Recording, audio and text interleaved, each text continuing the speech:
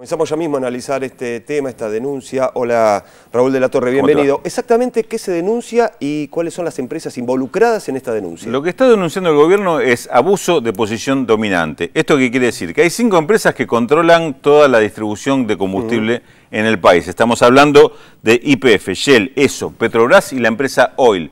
Entre las 5 tienen algo así como el 97-98% del total de la distribución de combustibles. ¿Qué es lo que se denuncia? Que estas empresas se están vendiendo a granel, es decir, el precio mayorista que le venden a los transportistas está 30% por encima del precio que se vende en el surtidor, es decir, al minorista, al automovilista particular. ¿Cómo se explica esto? Simplemente se explica porque estas empresas están en la condición de decir, bueno, si no nos compran a nosotros, no le compran a nadie, porque tienen distribuido el mercado por zona, en la cual prácticamente tenés un único vendedor. De todas formas, si tenés más de un vendedor y te cobran el mismo precio, estás exactamente en lo mismo. Esto que decía recién el secretario de Transporte, Juan Pablo Schiavi, que él daba el ejemplo de YPF en Córdoba, se repite en distintos puntos del país, en distintas provincias, inclusive en la zona del área metropolitana de Capital y Gran Buenos Aires. Diferencia entre el 20 y 30% en el precio de la factura que le cobran a un transportista, es decir, transportista de carga, transportista de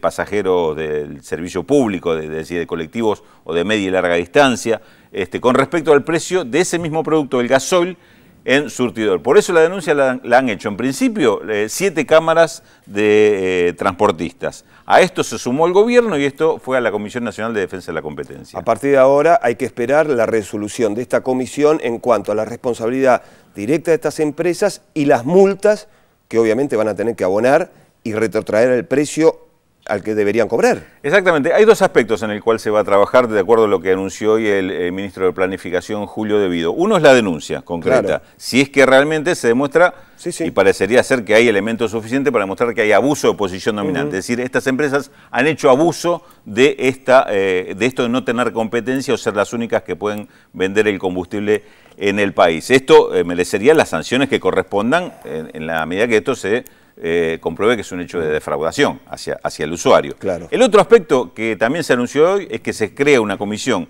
entre los distintos ámbitos del gobierno que tienen que ver con esto para ver cómo se resuelve rápidamente este problema, no esperar una resolución de la justicia que por ahí puede demorar 1 año o 2 años. Es decir, cómo se hace para que ya se intervenga desde el gobierno en el mercado para resolver este tema. Hay que aclarar, Pablo, que más allá de que esto es un contrato entre privados, es decir, la empresa petrolera y el transportista, interviene el gobierno porque primero está en juego el tema del subsidio que paga el gobierno a los transportistas por el tema del combustible. Y segundo, que afecta un servicio público, tanto el transporte público de pasajeros como el servicio de carga, que es toda la matriz de carga que afecta, yo te diría, prácticamente a todos los productos del país que se transportan de una provincia a otra o del lugar donde se produce al lugar donde se consume. Por eso la intervención del gobierno y por eso, más allá de la justicia, se espera algún tipo de definición del gobierno cómo se interviene en este mercado para resolver este tema que realmente es más que distorsivo, pareciera ser gravísimo, ¿no? Gracias, Raúl.